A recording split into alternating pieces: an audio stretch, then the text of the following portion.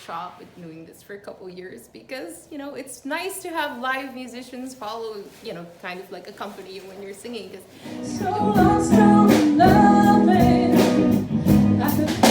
I'm taking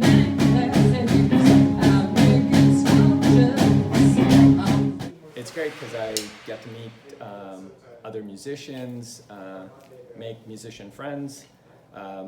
Most of the time I'm just playing this in my drum shed by myself, so this is a great way to get out and play with other people. It's a pretty good subject. Because it really helps me get out of my little shell of playing alone in my basement, and I get to play with other people and really expand how I'm playing, which has been great.